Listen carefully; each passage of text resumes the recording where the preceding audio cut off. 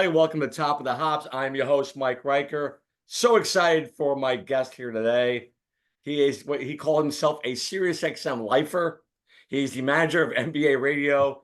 We worked together for about 13, 14 years over at SiriusXM. He's one of my good buddies. We bonded over 80s NBA basketball, and especially our topic today. He's my friend, Eric Fenton. Eric, buddy, what's going on, buddy?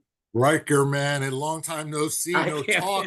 It's been, you know what, we worked 13, 14 years. It's like we were in Nam or something. Yeah, we did time. We did time at SiriusXM. Unfortunately, I'm still there. But yeah, it's great too. I love this Top of the Hops. I got my beer, we'll get into it. But yeah, the topic of Celtics, I'm here. I got my blanket on. I love it. You can maybe guess what player blanket I have on. Maybe it's going to be the reveal of my number one. Maybe not. Who knows? We'll see. I got props. I'm like Gallagher. I love it. I love it. Yeah. So it's funny. We work together, but I don't think we actually work together. Like, did we ever do a show together? No, we did a couple of NBA shows. Remember Full Court Press? Oh yes, that's right. Well, we would call it Full Court Depressed. Yeah, because I don't talk out of school here. The show was, I mean, it was an NBA channel, but they only had one live show on it. That's right. And it was Iron Eagle, who's amazing. Tremendous. And tremendous. The probably the most nicest guy. I'll text him in the middle of a Nets game and like, do you just use that reference? And he'll like get back. He's like a really great, and his son is a doppelganger of him. And Very he's much doing, so, yeah. The guy's like a rocket ship. These kids, it looks like a mini Iron Eagle. But no, we did Full Court Depressed, and with him and the always reliable Kenny Smith. Yeah. Well, yeah. I got some stories about that. Him showing up late, and I would call him out on it. Yeah, that's right. We did Full Court Press, and you also were part of was what my favorite show I did there outside of Busted Open, which was the B Team. And oh my God, yeah. Yeah, and on Fridays we would have Eric the bartender on, and you would come on and do mixed drinks for us in the middle of the show. This was SiriusXM, the Wild Wild West. I don't know if I don't know if you can do that these days, but we would drink SiriusXM Sports 23 before Mad Dog, right? That's right. Yeah. Well, actually, this was Mad Dog. This was actually Mad Dog on the B Team, if you remember. Right. Okay. Yeah. And I also, on the B Team, on Fridays, I used to book B Team celebrities. That's right. To do picks. So I would get like, rest in peace, Burt Young, Paulie from Rocky. That's he came right. on. Like Lacey Underalls from Caddyshack. Yeah. And or not Silent Bob, Jay Muse from it was great, and these guys got into it. You even got the guy from Cobra Kai. You had Martin Cobra Kai, who I actually I had saved on my message for the longest time. He would call up and he would say somehow I befriended him, and he's a director, not knowing I had him actually on a couple of years ago when Cobra Kai got resurrected because I had his number, but he's a director, and he called me up. He goes, as your sensei, he goes, I would love for you to attend my festival in Queens. And Queens, New York. And I didn't go. And I always thought that he would like somehow like show up because he's always in the movies. He's always holding his he's always holding his gi like this. No one touches the prima donna before the tournament. All county when Miyagi and Ralph Macchio to go in to make the deal. That's right. Let's take a walk. Let's take a worm for a walk week. I love Martin Cove. Yeah, you did that one, but my favorite one that you did, and it's only because of what happened on the show. My God. Yeah. Oh, yeah. Here we go. It used to be on YouTube. I don't see it anymore. It was Damond Wilson who played Lamont on the Sanford and Son. So Bill Pito and Bruce Murray were the hosts of the B Team. And Bill Pito, for us guys here in the East Coast, he does pre and post game for the New York Knicks now. But I was lucky enough to be his producer on that show. And you booked him on Wilson, and he came in And Bill Pito started right away. I want to do the phrase. I want to do the phrase. And Damon's like, you can't do the phrase. Only one guy could do it, and that was Red Fox. Nobody could do it. But I do. I do it good. I do it good. Damon's like, no, no, nobody can Nope. do it. And Damon goes and talks to Bruce, and as they're in the middle of talking, Bill Pito, like a Tourette syndrome person, goes, Yeah. "You big dummy," and Damon Wilson turns around and gives him a cold blank stare and said, "I told you not to do it. I don't play that. I'm a preacher. Yeah. But I don't play I'm a that. preacher. Yeah. I'm a God-fearing I'm a man. God, yeah, God-fearing man." So he was upset. He goes, "Oh, I'm sorry, I'm sorry." And so he goes back and talks to Bruce, and Bill goes, "But you were a preacher, man. Why would you yell at me like that?" Like, Yes, I am yes. serious like He a went heart attack. back to it again. Oh my God. He goes, "I don't want to talk to you. I just want to talk to Bruce." And I literally wanted to put my head down like this in shame, like, oh shit, what's going on here? Yeah, But yeah, that was yeah. crazy. It used to be on YouTube. It's not there anymore, unfortunately. I'd love to get that back. But that, Yeah, well, you know what is on YouTube? Um, the hash brown eating contest we had. yeah, yes, it is. Where your eye was twitching. Yeah. I won that. That's also the Wild Wild West on Morning Yes, Men. Why we did a hash brown eating contest, and I had like 7 or like 8. I killed it, but you my killed it. eye would twitch when I eat. My eyes go up. Anytime I get excited, um, I mean, I haven't had sex in the longest time, so my eyes doesn't go. The only time they go up is if I have a beer or I have some Taco Bell. But yeah, that was still that's still on YouTube. You can actually still get it. Yeah, that is. Yeah, You're right. That is you can still still on get YouTube. that video.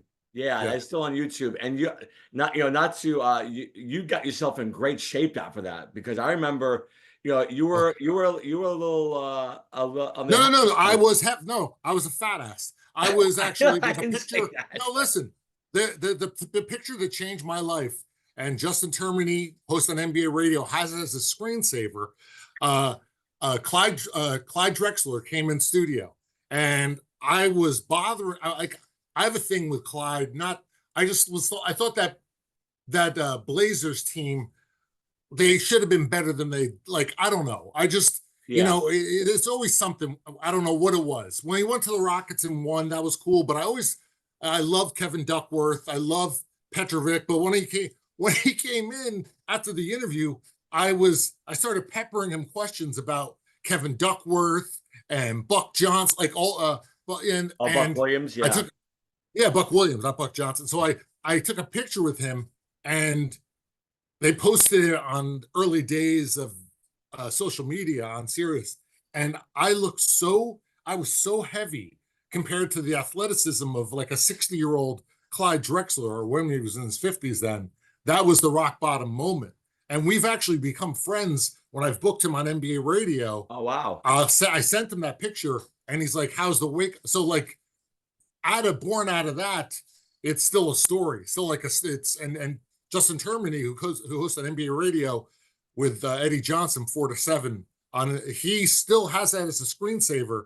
So just every day he wakes up, he looks at it to not get like me from Oh wow. 2013. Like I was wearing a shirt that like I'm not really a big fashion plate, but the shirt was wrinkled and like everything was wrinkled. Clyde looked like it'd be better if I was standing next to, I don't know, George Mergian or something, but But it was you're you're Clyde you're you're Drexler. a big guy. How tall are you, Eric? I'm 6'6", Yeah, so you're a and big people are guy. like, "Oh, you didn't look that heavy. Your height covered it." No, no. Listen, skinny fat is the worst because tall and skinny, like it goes right on my yeah. So yeah, Yeah. that turned it right. I still have an account that is still being run by a coworker at SiriusXM, Tony Scarangella, Fit Fenton, and he posts every once in a while to let I'm still alive, and it's such a ridiculous But thing. but Like I people were right though. I just saw you as you. You're a big guy. I never thought of you as fat or heavy or anything like that. no, no, You're just a no. big guy. But when you lost that weight, man, you looked great. You looked amazing. How did you do it? Like what exactly did you do?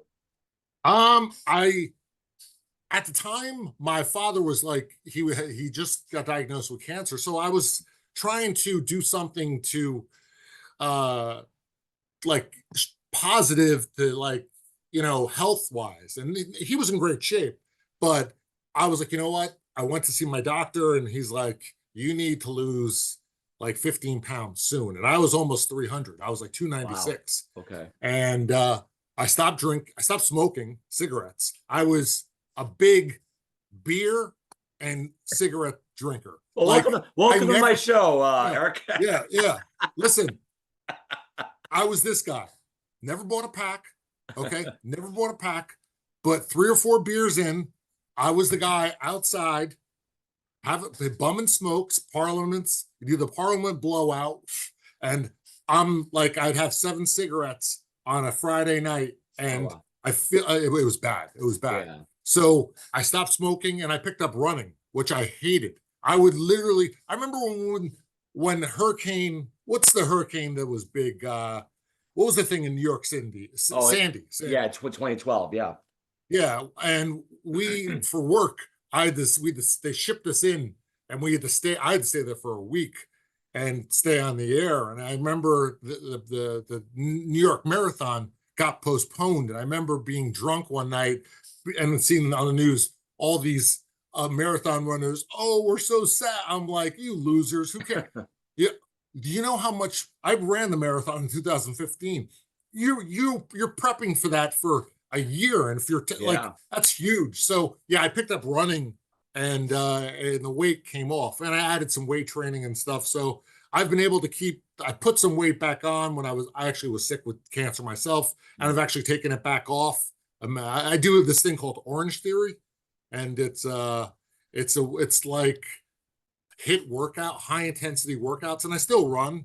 But yeah, I just try to, it's hard because see this guy right here? Yes. I have one with me. So, Right, which one do you have? Is that an so IPA? yes, this is from Captain Lawrence Brewing. Oh, that I've been to the brewery. Yeah, it's in Elmsford, It's in right? Westchester. Yeah. It's in Westchester. Yeah. Yeah, it's one of the. Oh, I used to have a kegerator in my living room with Captain Lawrence on it. It's Hop Commander. I've had that at the brewery. It's great. Yeah, absolutely. Yeah, Yeah. it, So I've had it too. So yeah. So I thought of you when I picked up this beer, because I love Captain Lawrence. So I'm gonna open this up now. So sorry for getting you back as it spills over. Uh, no, sorry for getting back into beer with me now. So yeah. So here it is. This is it spilled a little bit, but here's the how it looks. It's got like a slightly nice. hazy, medium golden amber color. You see the Right. labels in there. This is my Crossroads Farm glass, which is in Malvern, Long Island. But I like this one. Oh man, it's got that aroma of like citrusy and mixed fruit, and Is it hoppy? it's like a almost like a pale malt, very malty, Right, right. not too hoppy What though. what are your thoughts on the cloudy IPAs? I have a friend that's big into like the juice bombs, I like juice the bombs. I do like juice bombs. I love IPAs. I'm an IPA guy, but right. unlike IPAs, they're filling. They can get you one or two, and then I'm good. Whereas They'll like sneak up on you too. they do, and lagers are much more easy to drink. Right, Uh, but this is not, even though it says Hop Commander, it's not hoppy at all. It's very malty, but I like right. this one. Eric, this is to you, buddy. Thanks for joining me. We got Hey, cheers. Coors Banquet. Yeah, Coors Banquet beer. I chose this beer today because I don't like Coors Light. It's Neither do I. probably the worst. It's the worst beer going. And we're doing a Boston Celtics top five thing. And Yes, Bill Russell, who may be in my top five, may not be, uh, he used to do commercials for Banquet beer back in the day. that's right. So if Yes, you go on YouTube, you could see Coors Banquet beer, and this has made a resurgence. Actually, it's good. It's like I don't know what you would describe it. It's just a golden. It's a little heavy, but it's good. it's like It's the it and it's in that old school bottle, whatever you call it. and that's considered an ale, right? That's just like an ale. Ale. It's an ale, yeah, Yeah, and it's unlike Coors Light, which is just like drinking water. This yeah. is it's good, and it, obviously it's got a Celtics tie to it. And I like to drink these not out of a bottle mostly, but out of listen. I'm a dirtbag at heart. And okay, like let's be honest. There's nothing better than going to a convenience store, picking up like 3 to 4 different tall boys of whatever you got. Like Yeah, I yeah. call it, I call it, I used to call these commuter beers when I used to go into the city That's right. on the way home. Yeah. But you can have a commuter beer at home. It's great. These tall boys, of course, and they're cheap. And you know what? You get you're good. You're buzzed up, and it's great. No drinking, no driving, and you just stay home. You know, it's good. Yeah, that's That's like true. cheers. That's good. But yeah, so you've had this Oh, one before. You've had oh hop. my God. Yeah. It's I've had Hop Commander. Yeah, I've actually, funny story. But back in the, I'll take this for example. Back in the day, it was like Sam Adams was it was like Sam Adams, right. or like what's the one in Vermont?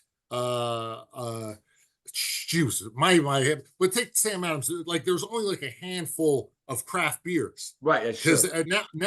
now breweries pop up.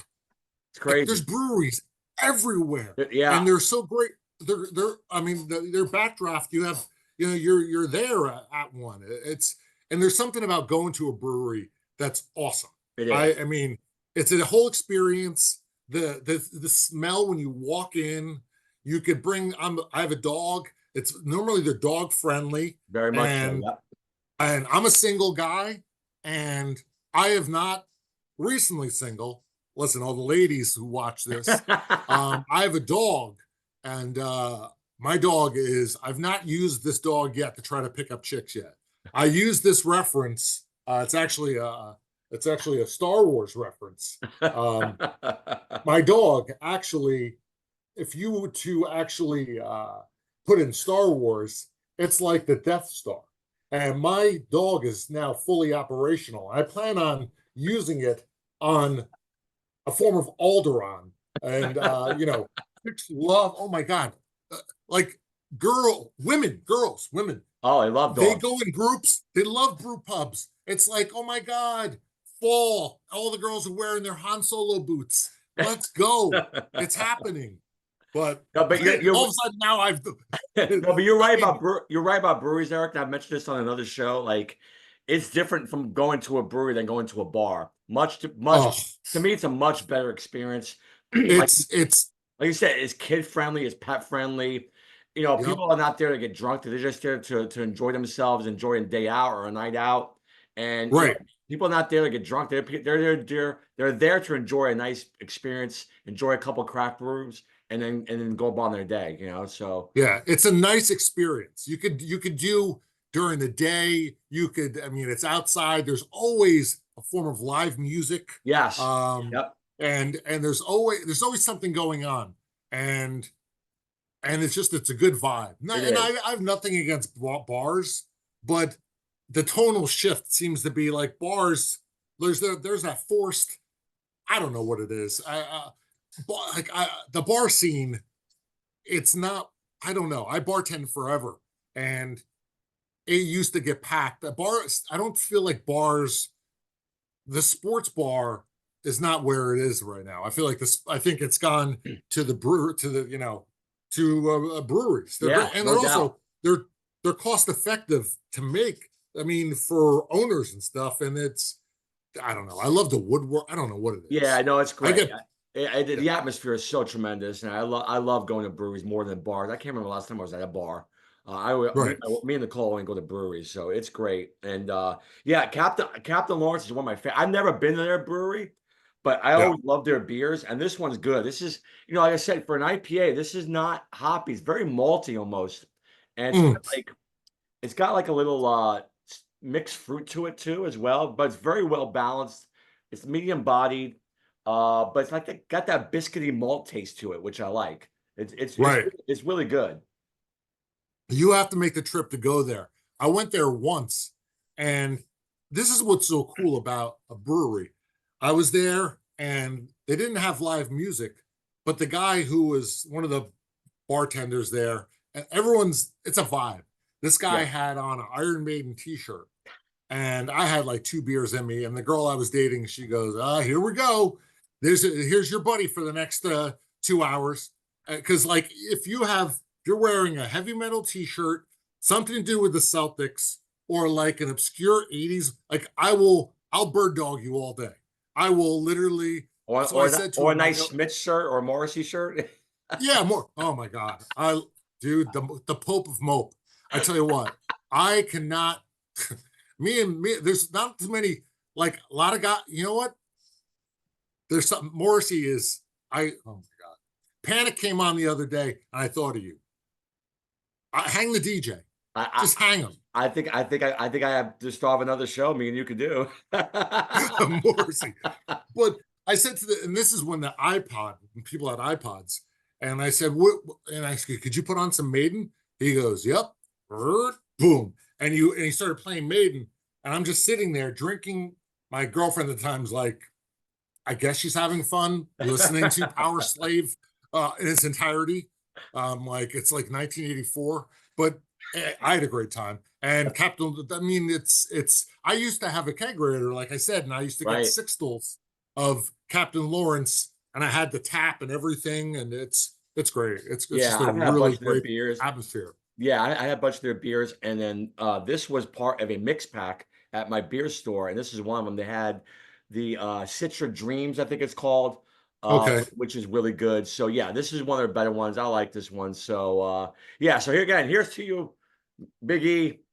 And Yep. so our topic today is top five Boston Celtics players. And for those who know me, they're like, "What? You're a Knicks fan? What are you doing?" Well, let me give you a little backstory. First of all, I actually was a Sixers fan first because I was a huge Dr. J fan. My first Right. remembrance of basketball, Eric, was Dr. J dunking on Bill Walton in the 77 Oh, finals. yeah, And yeah, so yeah, I yeah. know Philly lost that series, but I was so enamored with Dr. J that I became a Sixers fan. Right. But when the Celtics beat the Sixers in the Eastern Conference Finals, I always rooted for them against the Lakers. And the main reason why is because of my father. My father Right. was a Boston Celtics fan. So Right. he grew Same up with in my dad. the he grew up in the Bill Russell, John Havlicek days. So he was always a huge Boston Celtics fan. And unlike my son, who always goes against me and my teams, I always wanted my father. I always wanted to be close to my father when it came to teams. Hence why I'm a Yankees fan, because of my father. Right. Now I didn't become a Celtics fan, but I always rooted for them against the Lakers. I always rooted for them when they were going against other teams, against the Rockets in the finals. So even Hmm. this year against the Mavericks, I root for the Celtics. Um, Right. and that's because of my dad. So uh, I hate all Boston teams. I hate the Red Sox. I hate the Bruins. I hate the Patriots. But for some I'm reason, with you. the Boston Celtics, man, I've always Yeah. enjoyed. And even though I turned myself from a Sixers fan, because then I realized, you know what? I think I'm more of a Dr. J fan than a Sixers fan. So once he retired, I moved over to the Knicks and became a Knicks Right. fan. But God, I just love the Celtics. And there's so much tradition, obviously. How did you become a Celtics fan? Were you ingrained with your father, or was that just Yeah, my dad was he was a big Celtics fan growing up. He loved Hondo. Hondo was his favorite player, Havlicek.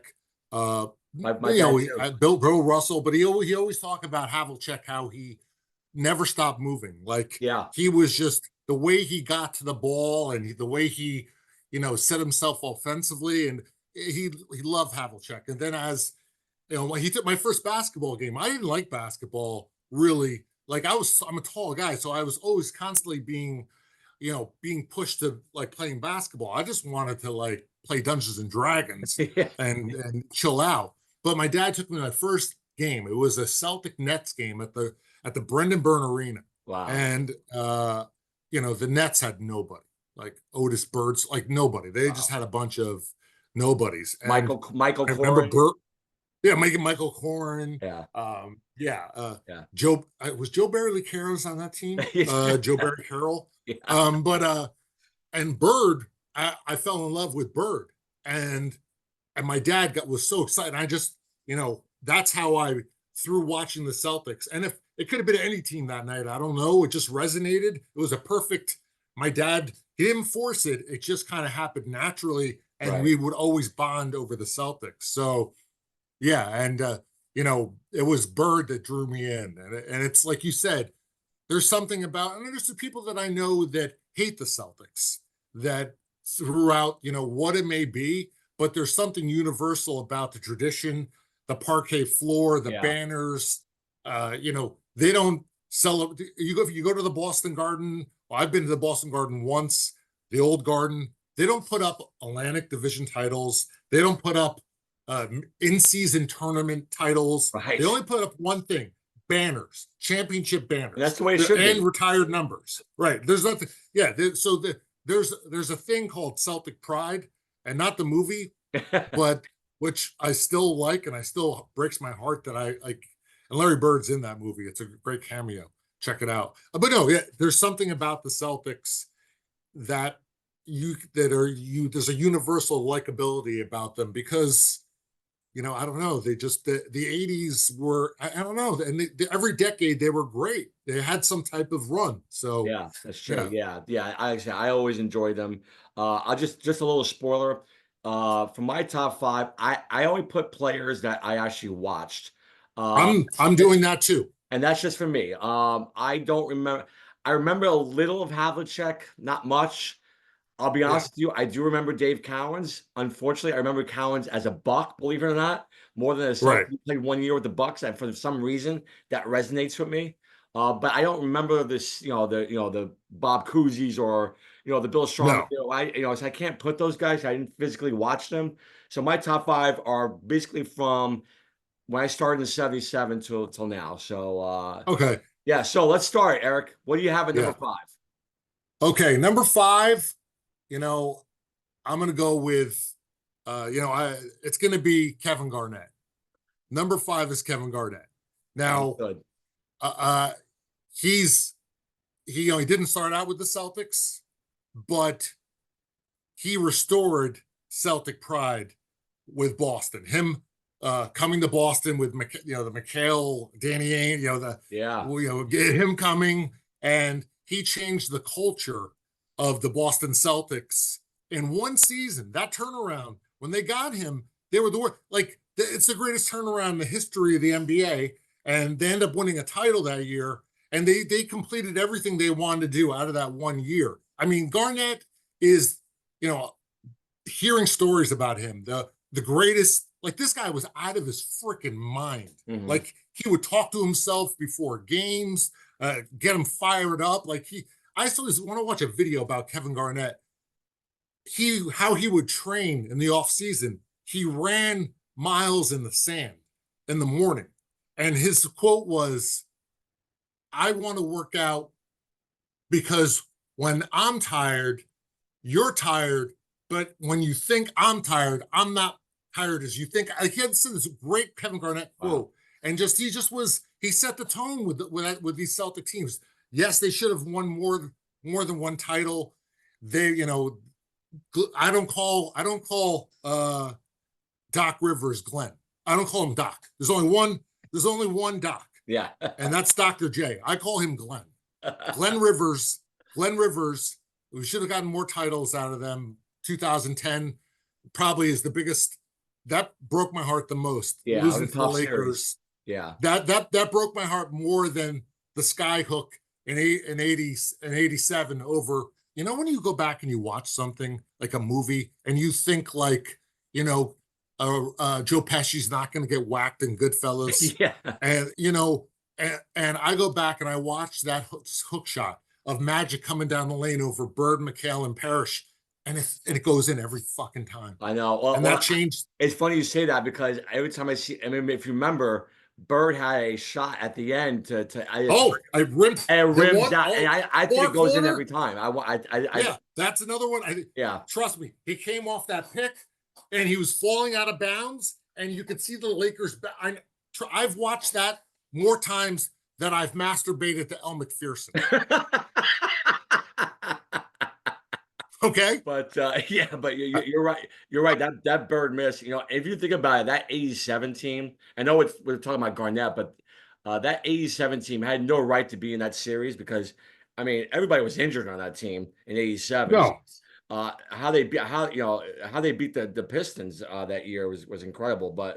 But yeah, Yeah, Garnett. Garnett was Good. just.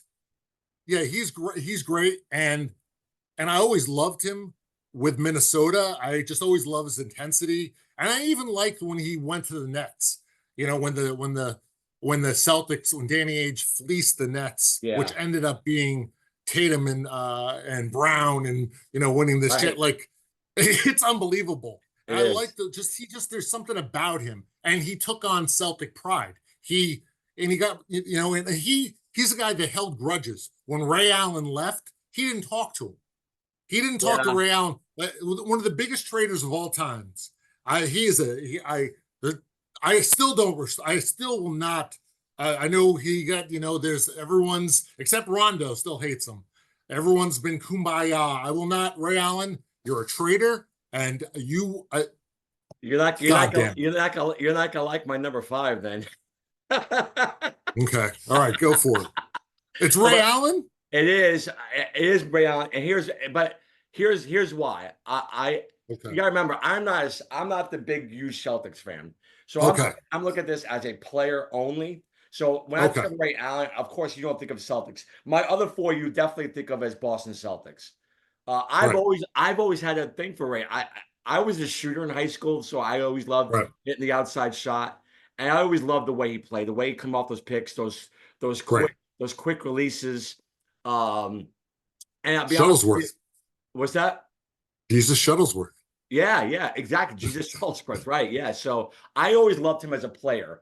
So as a Buck, as a Sonic, I always loved Mhm. even at UConn. Oh, he was nasty. oh, he was nasty. So this is more not as a Celtic. I just love him as a player. Obviously I know what happened in what he told. I guess he told the team he was coming back, and he did Yep. out with And Miami. he But goes to the Heat. He goes with LeBron. I know. You leave. I mean, that is the worst. I mean, if Ray Allen didn't do that move, he would have been in my top five. And, He and, would. and That's how much I was in love with him. And that's why when I put him as my five, I thought of you. I'm like, he's not gonna like this because I know what happened. But I will say, yes, Garn. What I liked about Ray Allen Eric, is that he did kind of take a lesser role when he came to the Celtics. Right. It was Paul Pierce's team, and then Garnett came in, and it was like those two guys. He was kind of like the third wheel, Right.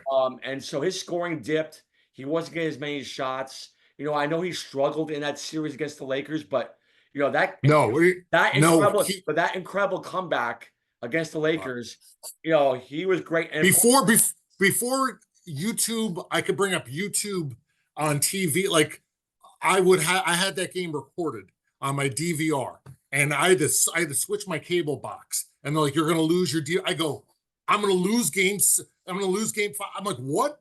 The comeback. oh, You don't understand. Talking about watching a play, I've watched the play of at the end of the third quarter, I think, or the end of the fourth quarter, Ray Allen takes Sasha Vujacic. Is yeah, that his name? Sasha He Vucevic, yeah, yeah, that Euro weenie. I used to call him WEI, Rick and Rockland. That's the sports station in Boston. Rick and Rockland. They don't know what to make me. I used to call cheers. I used to go, we got this Euro weenie, Sasha Vujacic, whatever his name. Yeah, that's him, right? yeah, Sasha Vucevic, yeah, Yeah, I hate him. And Ray Allen broke his legs, he took him off did. the dribble, and like ended the game. Like, I've watched that play so many times. There was a time, that's why Ray Allen broke my heart. No, I Like get it. Fredo. I always knew it was you, Fredo. Like, he broke my heart. No, Like, I was in love with Ray Allen. yeah, I get that, Eric, and that's why this is not coming from as a No, lifelong Celtics fan. This is coming as a player. Dude, remember game six, he hits what, 7 3-pointers? And then he breaks the it's just, record 2 years later against the Lakers, even though they lost the series. He has yeah, eight, so yeah. I love the way he shot. Of course, not to bring it up, but he hits a great shot with Miami to tie San Antonio.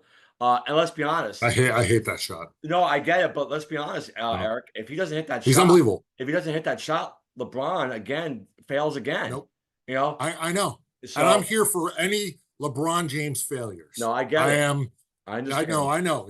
He bailed him out. Yeah, Ray Allen's Yeah, like, I can't deny how great of a player is. You being yeah, that's a good five. I like yeah. that. So That is that's pretty why he's good. my number five. But yeah. Okay. So let's get to number four. What do we have at number four? Number 4 is Paul Pierce. Yeah, I have to go with Paul Pierce, number 4. Now, it's funny. I never stopped. I have a lot of friends that I grew up with that were Celtic fans.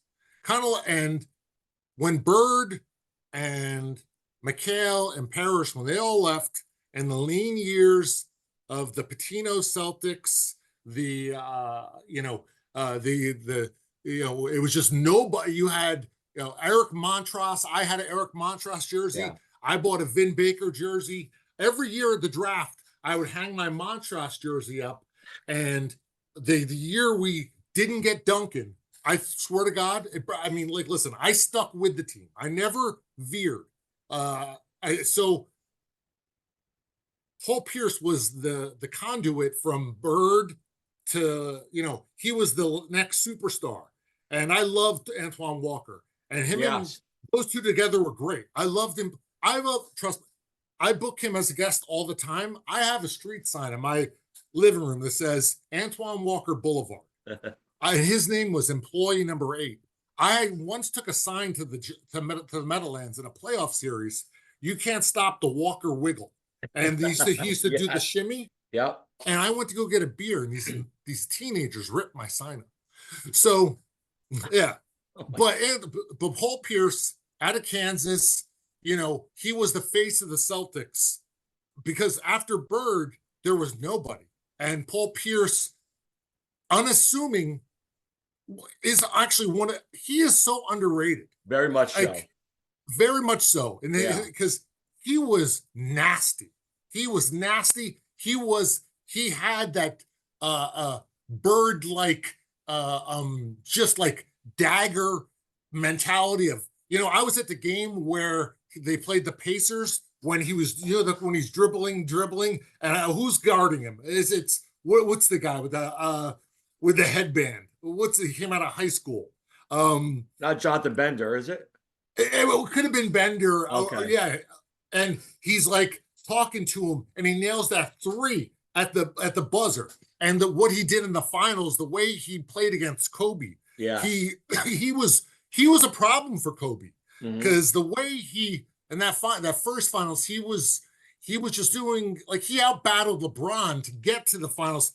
Like, you understand that 2008 playoff team. We take a holy shit. I'm getting cheers. It took first round was 7-game against the Hawks.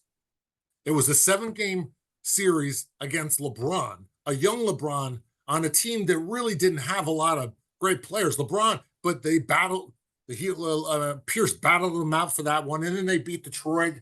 And then what happened in the finals. But Paul Pierce was just a guy who he got stabbed 9 times. Yeah. And came back and played every game. Like, there's something. He's tough, and he is a guy who fearless. Yeah, he was fearless. He talks shit in media. He got let go because on his Instagram there were strippers or whatever. That guy is real, and he and Garnett have a podcast, and those two guys are like old school. And I love Paul Pierce, 34. Yeah. And it's 1 up from Bird, 2 up from McHale. It's just Yeah, I love Pierce. No, I mean, listen, they won a championship, those two guys. So yeah, Pierce was fearless, man. And where they get him at? Like 10 or 11 in the draft or something like that? Yep. Yeah, so and he made a promise to punish every team that didn't pick him. So yeah, that guy was nasty. He was great. Did he win the MVP of that series in 08? Yeah. So, and he went to unknown Paul Pierce. He had a stint with the Wizards or Bullets. Yeah. And he actually had some, he took with the Nets, he had a huge block against the Raptors to send them to the second round of the playoffs. And with the Bullets, he hit these amazing shots. They're not the Bullets. Are they the Bullets? The Wizards. Yeah. The Wizards. And so he still played until he couldn't play anymore. But yeah, I love Paul Pierce. And Draymond Green, who, I'm not going to talk. I don't want to. Let's. The Draymond Green is probably the most overrated player of all time. That's a whole other story. But you're right about Pierce. That guy was money. He was fearless. I loved him out of Kansas too. And I mean, you're right. I mean, he was there for the lean years. So he was kind of riding the ship. And you're right. They had Antoine Walker, and they lost to the Nets in that series. And then all of a sudden they were not doing. They were kind of like, the floundering around a little bit. No, they were floundering. They were Yeah, until they floundering. got Gwinnett They and were Allen. floundering. They got rid of Jim O'Brien. They Yeah. had, I mean, Chuck. I'm rooting for Chucky Atkins. I don't know Yeah. what's going on in my life. Like Yeah. that just you know what? That summed up my personal life from after that final Eastern Conference Finals when I'm cheering for Kenny Anderson, and which I love Kenny Anderson as a Celtic, but from '02 to 0, like I was floundering in life too. I felt like the Celtics Yeah. because I was depressed, seriously depressed. Wow, yeah, but Pierce is a great one. So when I was thinking about your top five, I had a feeling he'd be in your top five. So my number four, you mentioned that there was a gap between Bird and Pierce, and I feel like this guy could have been the next great one if tragedy didn't happen to him, and that's Reggie Lewis. Oh, I loved Reggie Lewis, man. It's a shame what happened to him because I think this. I'm not saying the Celtics would have won a lot of championships, but I think they could have really been a Eastern Conference stalwart with Reggie kind of leading them into. I mean, he was averaging 22 and a half a game before he passed. yeah. Um, Oh, Reggie Lewis was you know what? That's a good one. I didn't even honestly that didn't even Reggie didn't even cross my mind. yeah, But I there's loved I loved oh, Reggie. I love Like Reggie. he was again kind of like in the Ray Allen mode of like just so quiet but so smooth. Uh, Right. He was gone too soon. It Oh, gone was, too soon. Yeah, and and like I if said, you that really started. I know it's they had the Len Bias tragedy, but yeah, I think this tragedy actually hurt them more, to be honest with you, because like I said, it looked like I'm not saying he would have been a Bird type, but at least he would have had a star no, right there and there that they could have built around. And when he died, it just that team floundered for me. And I always, no, I always loved the way he played. Like I said, he was so quiet yet he was a badass. I mean, no. I read somewhere, hour back when they retired his number, he said he was the perfect Celtic. Mhm. And then there was a game against Jordan where I remember. he blocked Jordan 4 times in one game. And Yep. I have it here. Jordan had a quote. Jordan said, he was a tough matchup. He had those long arms that really bothered me. I was trying to be aggressive with them. I was trying to take advantage of his passive demeanor, but he didn't back down. He Yeah. never relinquished his own aggressiveness. He shocked me. So, Yeah. like, even though he had this kind of passive kind of demeanor, he was not passive on the court. That No, guy was no, no. fearless as well. It's a shame what happened to him. That game he played against Jordan, he scored 33. He had 6 rebounds, 4 assists.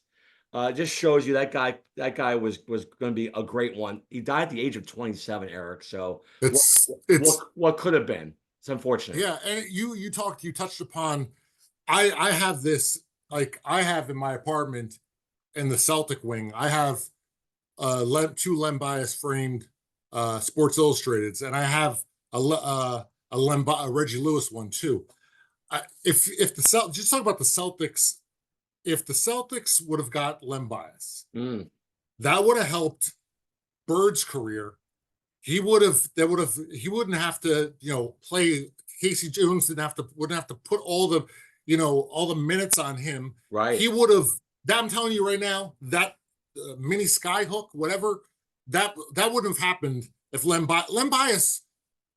I mean, I But yeah, imagine Bias paired with Reggie Lewis. yeah, that's what I'm Yeah, saying. If yeah. you had Len Bias and then Reggie Lewis into the next generation, Right. they were set. They They were. were they were set. And those two, the death of Len Bias coupled with Reggie Lewis, I remember driving. I was coming back from my girlfriend's house. I had a Jeep Wrangler. And I was listening to the fan, Sports Radio 66 in New York. And Mm. on the 2020, they announced that he died. Because at first he didn't die on the court, like whatchamacallit, He who's collapsed in a playoff game, right, Eric? he Against collapsed in Charlotte. the playoffs game and he couldn't play. Right. It was against the I think it Charlotte was against Hornets. Charlotte. Yes, and they should have won that series. I cannot Alonzo Mourning, I hate you. Yeah, I do. Um, but and they announced that he passed away. I pulled the car over. I started crying, Yeah. and that always left me with. I couple him in with with bias, and it's sad. Yeah, It that's a really is great sad. point when you mentioned bias, Eric, because you're right. I mean, bias had stayed alive with Reggie. You're right. Those two could have taken that into another level for the Celtics because if you had those, if people don't remember Len Bias in college, dude, go watch some highlights on YouTube. That guy was that guy would have been a absolute star. He was Yeah. he was he was like a 6'8" Jordan almost. Yep. You So know what? People ask me all of the, you ever have the question, what would you do if you could go back in a time machine? mhm. Like people say, I'd go back and I'd kill baby Hitler, or I'd go back and do this right thing. You know what I would do? I'd go back to the night that he got drafted, University of Maryland dorm, and I would stop him from doing coke. I would Yeah. I would take that. Well, I'm being serious, and I would. That's what I would do. And you know what? World War, whatever. I don't care. I'd stop the death of Len Bias if I had a time machine. Yeah, it's a shame. It really is a shame. It's So, a all shame. right, man. Number three. What we have? All right. Number three, this is hard because there is the big three, right? There is. And I'm gonna say right here, I have a Larry Bird blanket on, okay? But I'm gonna go number three is gonna be number three, Dennis Johnson. Dennis Johnson. I loved Dennis Johnson. I there's something about Dennis Johnson with the Celtics. Before even with the Celtics, he was with Seattle, won a title there. He was just another unassuming guy. It was but the Larry Bird called him the best teammate he's ever played with. That's right. He Yeah. called those two had such a connection. You can watch a video on YouTube of highlights of just Bird and DJ. And DJ would hit Bird all the time with passes. And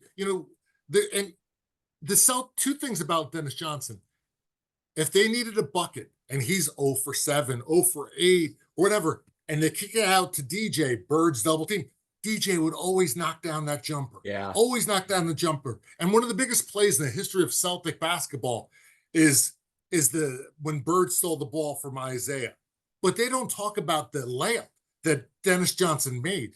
That layup was almost as harder than the steal because he gets the ball and he goes up and he has to switch hands, go to the other side, and make Great this point. incredible layup. The pressure to make that layup. And you could see the love between DJ and Bird afterwards when they motion over and they hug each other. I mean, I well up thinking about it. Bird called him the perfect teammate ever to play. His most favorite teammate to play of all time. I recently got a couple years ago, I ordered a Dennis Johnson jersey. I wear it every once in a while. People don't know what the hell it is. It's a number 3, Dennis Johnson. And he was just, I don't know, man. He just something about him.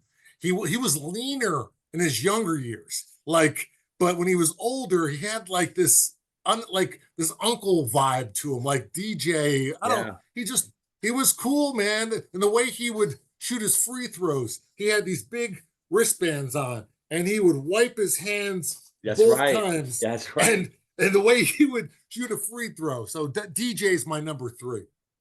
That's a great number 3, Eric. It's so great that it's also my number 3. Yeah. I love Dennis Johnson, man. You mentioned it too. Like I said, I grew up watching the 77 finals. Well, if you remember the following year, he's in the finals with the Sonics against the Bullets for 2 straight years. So, and you want to talk about a guy who changed his game, with the Sonics, he's a scoring machine. He's averaging 20, 21 a game.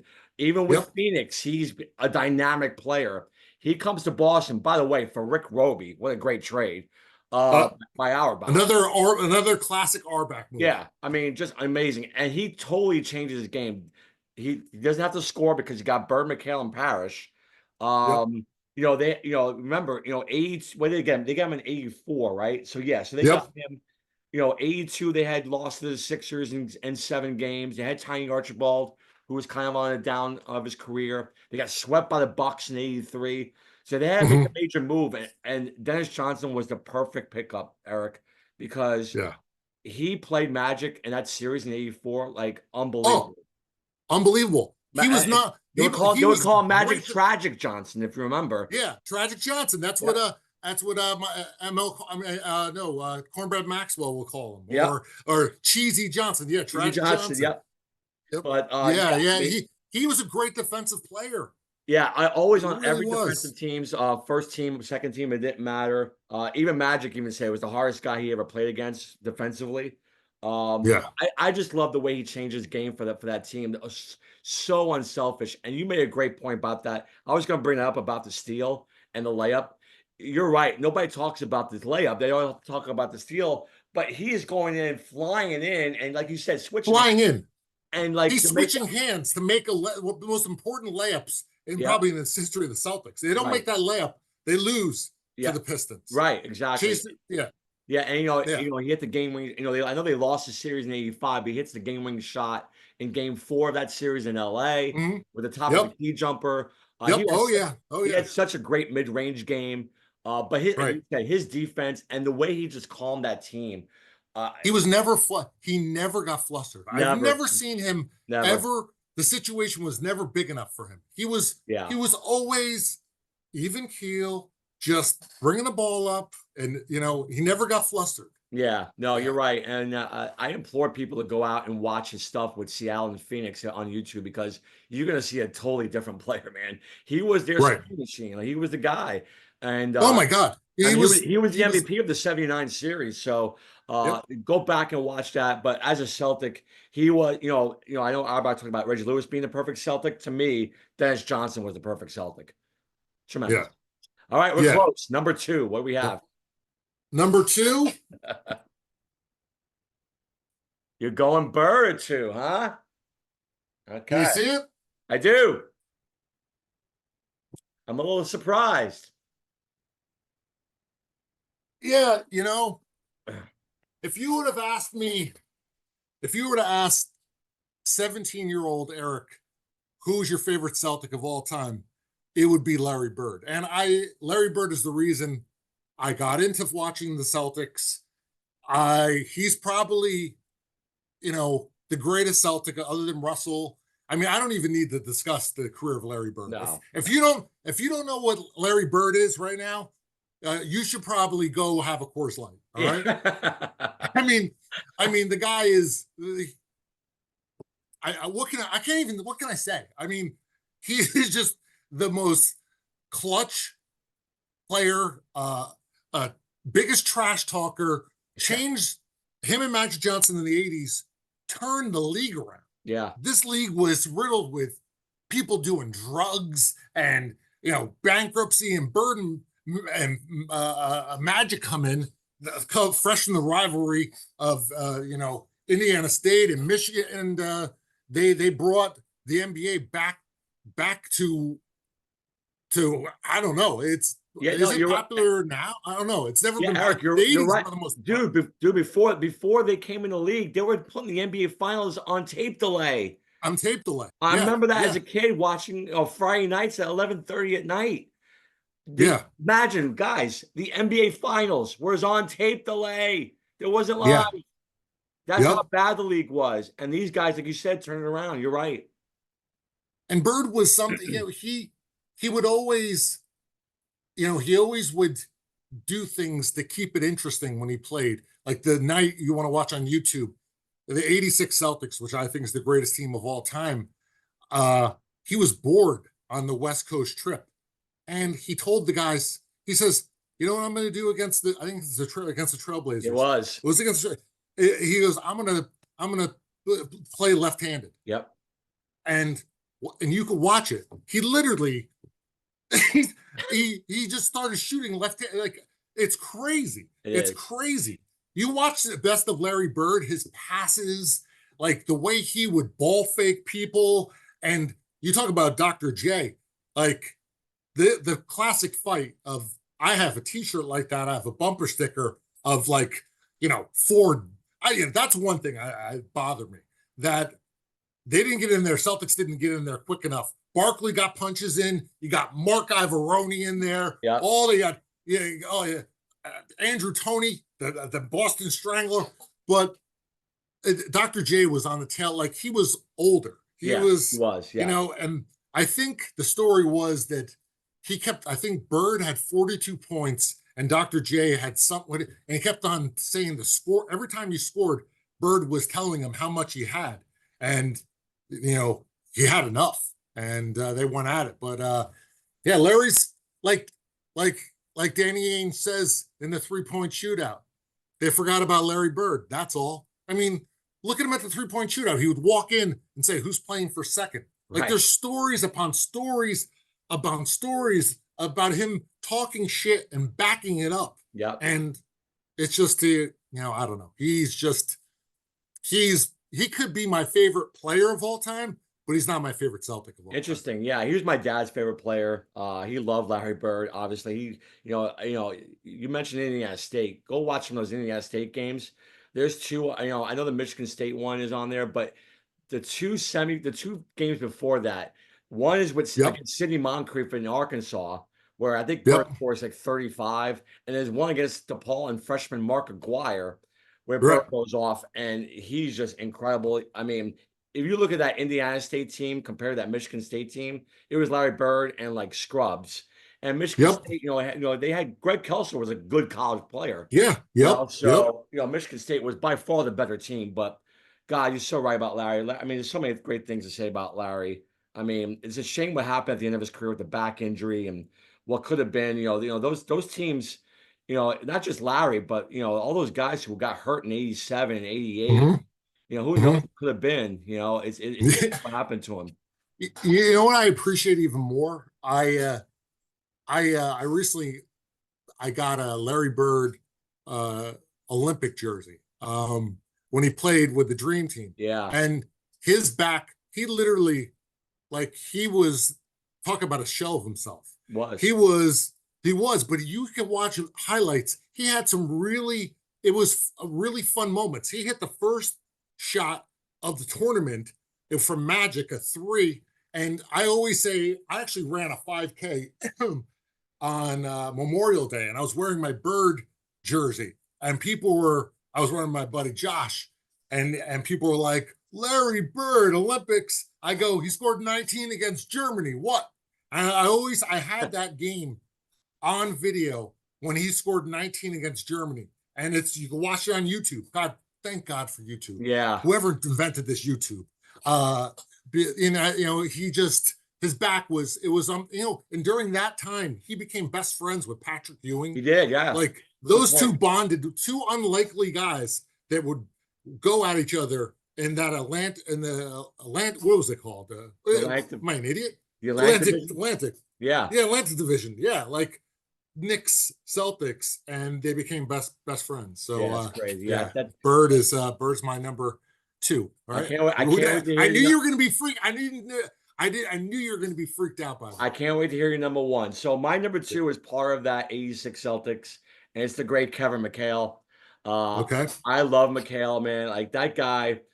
They used to call him the Abyss, the Celtics players, because A black hole. the black hole. Yeah, because once it gets in there, it's never coming out. So, Yep. but I used to, I was a shooter when I was a kid, but I would always emulate his moves when I was in the post against somebody because Yep. his footwork was the best footwork I've ever seen on a big man.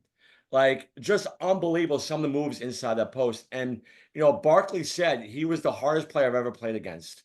because not only was he great offensively, he was great defensively too. Yep. Again, another robbery by our back. That he dealt a pick. He dealt a pick for the Warriors for Parrish, and what was the pick? It was Kevin McHale. So Yeah. just unbelievable. Also too, the reason I love McHale too is those guest spots on Cheers. I knew you were going to say Cheers. Yeah. Oh my God, Amazing. He's the ringer for them in the battle against Gary's Old Town Tavern. Yep. And then he has a great line in that episode because I know exactly what you're going to say. Yeah, most of us about Larry Bird and Woody, right? With that, but there's also a line where they think he got hurt. Oh, about Lambeer. About Lambeer. He goes, oh, it looks like they have an X-ray of kind of like a broken ankle. And he's like, that's not an X-ray of me. That's an X-ray of a gorilla or Bill Lambeer. Yeah. Yep. I Uh, I love McHale. I yeah, mean, I was taller, so I played. You understand how many times I would watch practice his jump hooks, yeah.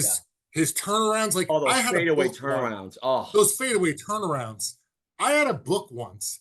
He would call when McHale, when you would give the ball to McHale, people would say you're in the torture chamber, yeah. because he had a name for all his moves, like the slippery eel, the step through. The I had a book that I got in Boston once. It was dedicated just to his low post moves, Wow. and it's amazing that he would, and his jumper too. He would, this high elevate. And another guy I'm big on, and McHale. He could, by the way, he changed the complexity of the '84 series. When the Celtics get blown out against the Lakers, Larry Bird calls out, he throws his car keys in the post-game interview, and he calls the team a bunch of sissies. Yeah. So next game, I feel like I'm watching.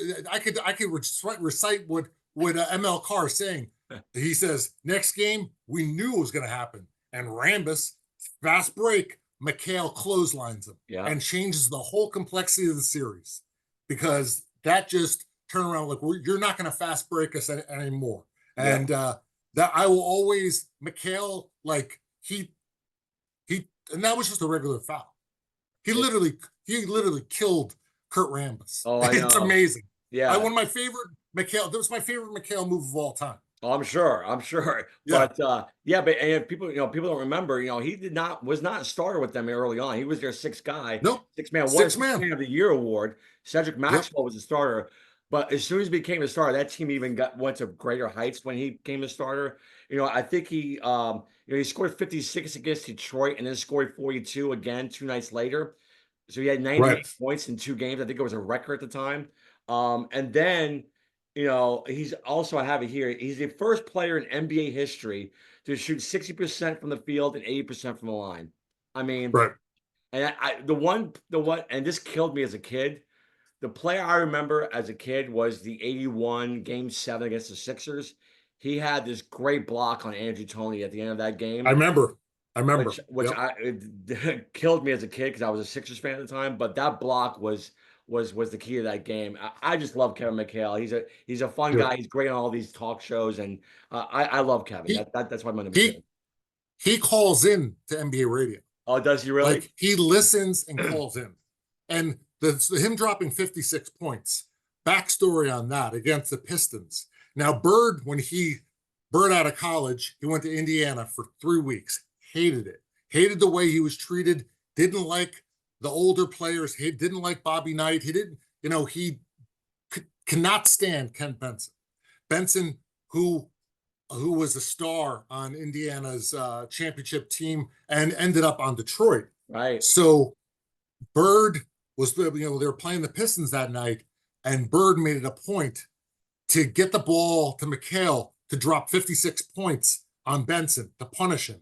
But Bird said, when McHale came out, he said, well, you should have stayed in longer, because that record's not going to last. 2 weeks later, he breaks the record. Bird in Atlanta, dropping 63. He was so good that night that the Hawks players were cheering for him on the bench. Cliff And they got Livingston, yeah. fined.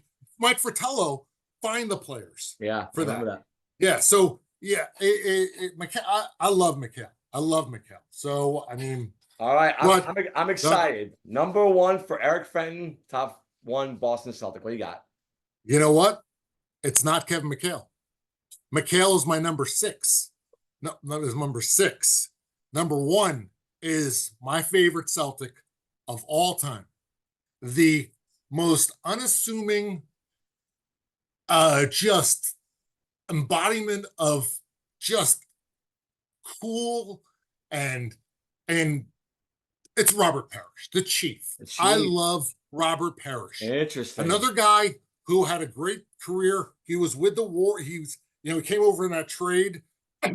He was on the Warriors back in the day. He was, there's something about him, that his jump shot, that high arcing jump shot. Yeah. And yeah, the high, where I read about it, his his coach used to hold a broom up and would shoot. That's how you would, you develop that high arcing jump shot. It was unblockable.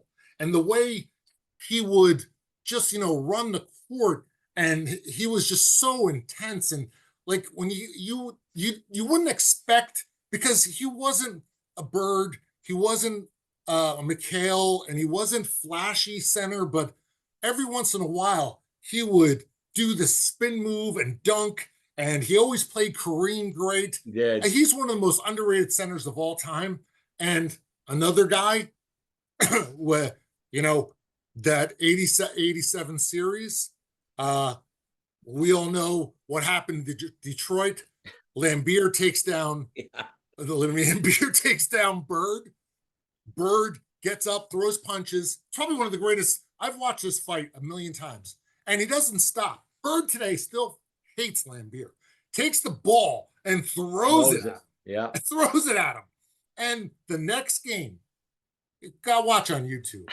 Parrish comes to, they're in the lane, and Parrish murders Lambeer with, I think, 6 punches to the head. Yeah. And they don't even call a foul in Boston. And Lambeer didn't do anything in that game. Parrish was out to get him. Right. It was out to get him. Yeah. And Parrish, and I'm going to say this, I have a personal tie. I've booked Parrish numerous times. I text him, Chief. He's a good guy. He actually, when he was the last guy on that team, and he played well into his 40s, 43. Yeah. And recently I had him on when The Last Dance was out, because he was on that 96 Bulls. That's right. Yeah. And he talked about, whoever was hosting the show, I wrote him a question. I go, ask him who was better, the 86 Celtics or the 96 Bulls, being on who's best of them. And it made some news, whatever, because he came out and said that, obviously the 86 Celtics, because who would stop McHale? Who you think Rodman would stop? But he said something about Jordan when he got there, that Jordan tried to test him, and Parrish he said, I wasn't having any Jordan shit, because I've played with Bird. I've played with Dennis Johnson. I didn't come here to be your water boy. Like, right. In practice, they went at it, and he went at Jordan, and he actually played with the Hornets, I think, one more year or whatever. But he just always embodied professionalism, went about his business. He was named after one of the most famous characters in the movie One Flew Over the Cuckoo's Nest, the Chief. Yeah. And when Jack Nicholson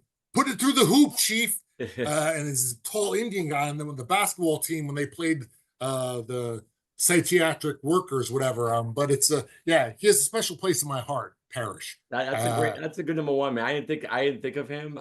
He was not in my top 5, but I will say this.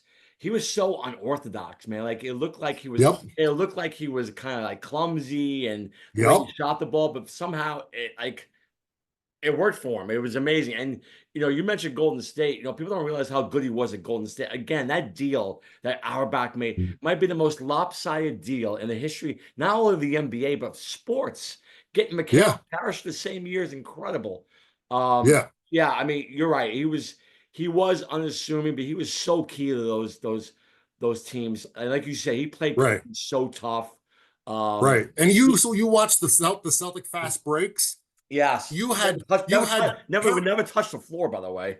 No, they would never touch the floor. And Parrish would always get out on a fast break, and Bird would hit him with the Parrish. They talk about Dennis Johnson to Bird. That Parrish Bird to Parrish was beautiful. Well, I was gonna say Parrish was on the receiving end of a lot of those great Bird passes, where he was so in the right position all the time. And you're right. And he would have that. He would be on the baseline sometimes. He would have that spin move to the base, and dunk it, which was great. But yeah, some of Bird's passes were incredible to him. I mean, the Bird pass between the legs of somebody to Parrish, but Parrish never got surprised by any of Bird's passes. He always had these great hands on him, and he never. And his expressions were always stoic. He never. And the Garden, the Boston Garden, would yell chief, Yeah. chief. And there was something about like he was loved by the fans. I mean, the fans didn't yell McHale. Like there's something about Bob Parrish. Yeah. he identified with, I don't know, he just because he didn't look like he should be doing the things he was doing half the Yeah. time. Yeah. He was like an every guy. Yeah. He was great. Yeah. So yeah, that's a cool number one, man. I love the Chief, but obviously my number one is Larry Bird. So Okay, I mean, listen, there's nothing you could I I thought about this last night. I'm like, I'm gonna say that I like that's like I don't even know what that is in my life. People are gonna be but you know what? they're That's cool though because because I know some teams of fans of other teams. It's not always the guy you think of. It's always there's always just like like as a Yankee fan, if you give me top five Yankees, you're like, oh, it's got to be Derek Jeter, or it's got no my number one Yankee is Don was Mattingly. Don Mattingly. Don Mattingly, Mattingly. I mean, yeah, because that was my it's guy. So Donnie Baseball was my guy too. yeah, so I get it. So this is coming from not only a fan of the Celtics. I'm a fan, but not a super fan like you. I'm just a fan of Larry Bird self. I mean, that guy was just unbelievable. Like you said, you mentioned a great point with the left hand with the Blazers. There's so many great stories. Xavier McDaniel telling the story of I'm gonna hit this shot right here. Right here. I didn't mean to leave 2 seconds on I the didn't mean to clock. leave 2 seconds on the clock. Yeah, I mean, just incredible. You mentioned the 3-point contest, by the way, 3-0 in the 3-point contest. Yep. Never Yep. lost it. And just And never took off his shooting never jacket. took off. Right. That is so cocky. Like And, yeah, he didn't even want. right. And also cocky when he puts up the last shot in Chicago, he just And if you before it you goes Google it before it goes in, his crooked because his finger was crooked. It's up like this before the money ball, and you could hear for the money ball. Yeah. Yeah. Yeah, Yeah. he was unbelievable. He was so clutch in situations. You mentioned a 60-point game against Atlanta, and you're right. Cliff Livingston is going crazy on the bench, like going like that. And if you remember, that game is not in Atlanta. That's in New Orleans. Right. That's in New Orleans. Yeah, you're right. And if you listen to the call, it's John Sterling John Sterling. John Sterling. on the call of the Yep. Celtic Hawks game. He was just incredible. And I will say this, Eric, you got to remember 84, 85, 86, he wins 3 straight MVPs. You could argue that's one of that 3-year period might be one of the greatest 3-year periods in the history of the game. You can talk about Jordan, obviously, but Bird's right up there. Just incredible what he did. Won those 2 championships. He was so upset after 85. I know that he was a man on mission in 86, man. They lost one home game that year to Portland. Yep. But just shot after shot. It's a shame what happened to him at the end of his career. But again, that game against Chuck Person and the Pacers, man, when he hits his head on the floor, he's got so many injuries in that game. But again, he's got one last. That was his last stand. That was his last stand.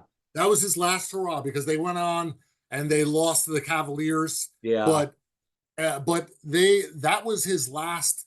I mean, Chuck Person, he's running that game. I remember watching that live, and you could hear Marv Albert going, and here comes Larry Bird, and the crowd. I mean, every play, the one where he fakes out like 3 guys and hits that jumper, and he turns around and he gets right and he right in his face. And McHale, and I heard McHale and Bird weren't really good friends off the court. But on the court, those guys were brothers. You could feel the love. Like it's just listen, also I heard Bird's face smack on that floor. That's how hard that when he felt before getting that ball. But that was Bird. He was flying the stands. He was not your typical guy you see today, the superstar. That guy didn't give a shit. He would fly in the stands. He would fly into the cameraman. He was going to get that ball no matter what. And you know how he hurt his back? I heard. No, I don't. This bothers me to no end. This sums up Larry Joe Bird. So he had a house in French Lick, whatever. His mom had bought his mom a house. Like he's a very humble guy, whatever. His mom wanted to redo the driveway. And Bird was like, I'm not paying anybody to repave the driveway. I'll do it myself. This idiot I I mean, I call him idiot with love. He messes back up redoing uh doing land manual labor in the off season because he Right. wouldn't he didn't want he goes he feels as though why should I pay somebody money when I could do it myself? Right. That's what type of guy he was. Incredible. And you know, that's how he heard that's rumors that he hurt his back. That kills me. Literally. I don't. Maybe I would go I back in never heard time and that hire a story. That's a landscaper. good one. Yeah, I never Yeah. heard that. That's incredible. But yeah, I mean, he was always going to be my number one. He's incredible. Just a great, and people talk about how he wasn't great defensively. Let me tell you something. He was one of the best help defenders I've ever seen. Mhm. Yep. And he always had a knack for the ball. So he always steal the ball or always anticipated things. So even though he might have not been the greatest one-on-one ball defender, his team defense was incredible. I think his defense Yep. is underrated. So, what's your Yeah. top five Boston Celtics? Please comment down below. Eric, man, what a pleasure, man. Thank you so much. I This appreciate has been it. great. I can't wait to do another one Cheers, with you. man. I got more ideas. Okay. Awesome, man. Thanks a lot, Mike. All right, man. Don't worry. Be happy. See you on the other side, guys. Thank you.